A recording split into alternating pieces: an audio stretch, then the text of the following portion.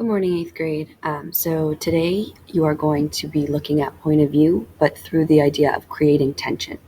So what you have at the top of your packet is a couple of terms that we've already gone over throughout the week: point of view, inner dialogue, dialogue, actions, reactions, and descriptions, which are all strategies that authors use to build point of view.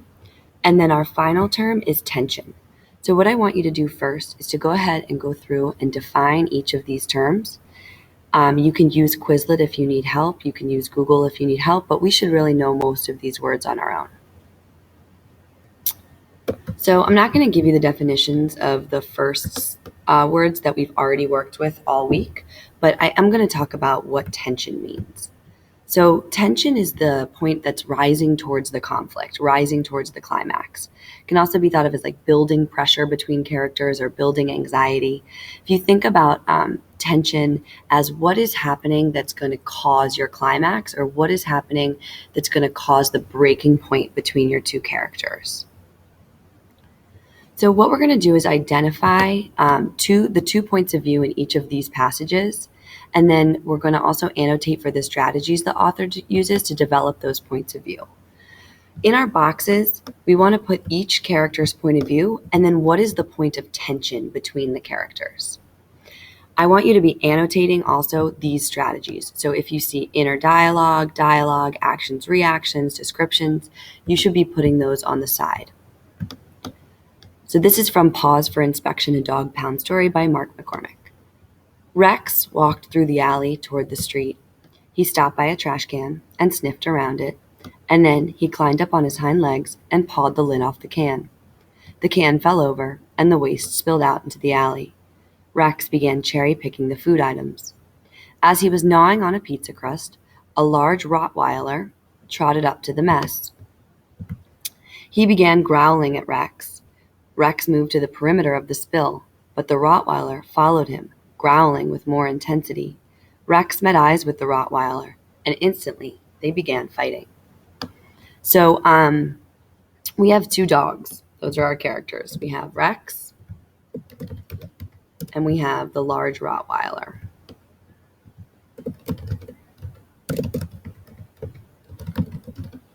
And so those are our two characters, and obviously they are dogs. And the way that we are getting most of our point of view of these dogs is through description. I'm going to underline this, or I'm going to comment on this and write description. And then again, the large Rottweiler trotted up to the mess. He began growling at Rex.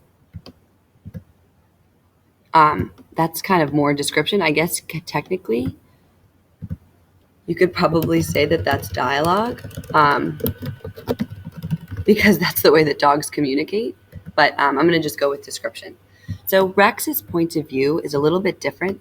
If you see here, Rex moved to the perimeter of the spill, but the Rottweiler followed him, growling with more intensity.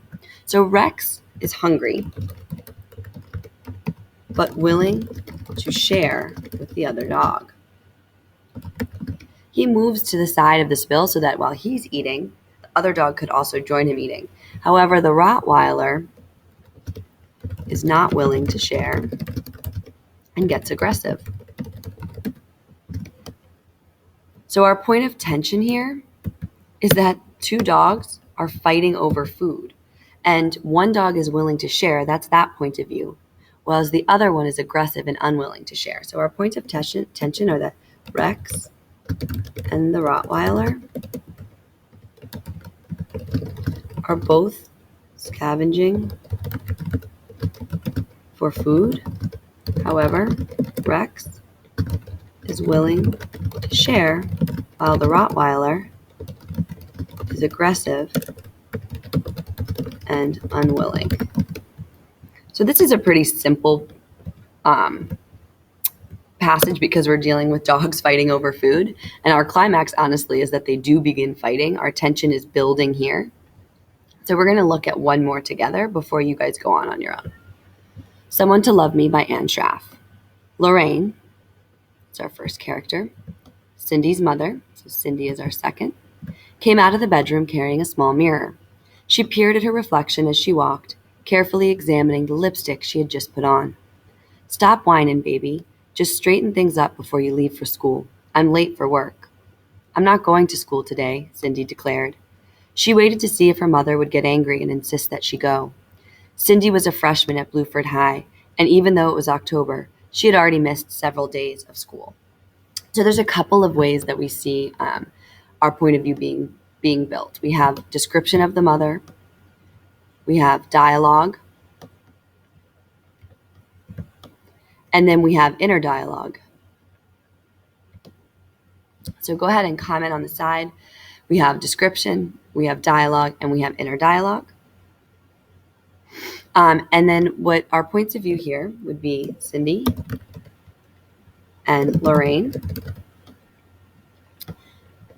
And what we get about Cindy is that Cindy says, "I'm not going to school today," Cindy declared. She waited to see if her mother would get angry and insist that she go. She had already missed several days of school. So Cindy is, she sounds stubborn to me, but she also cares about what her mother thinks. She was waiting to see if her mom's going to insist that she goes to school. She's waiting to see that her mom's going to pay attention to her and care about her. Cindy is stubborn, but cares about what her mother thinks. Whereas Lorraine cares about herself and her job / life. If you see here, she says that she comes out looking at her lipstick. She tells the daughter to stop whining, to straighten up, that she's late for work. She doesn't really ask Cindy about why she's late or why hasn't been going to school.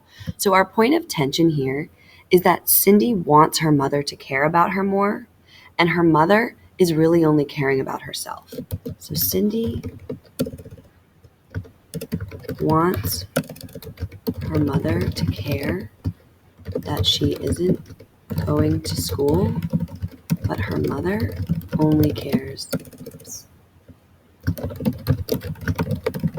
Now, we don't get all of that in this, and I'll be honest, I have actually read this book before, so I do know that that is what's going on.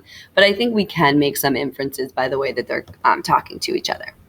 So what I want you guys to do now is to continue reading these excerpts, annotating for the points of view and how they're developed, and filling in the 2 points of view and how they create tension.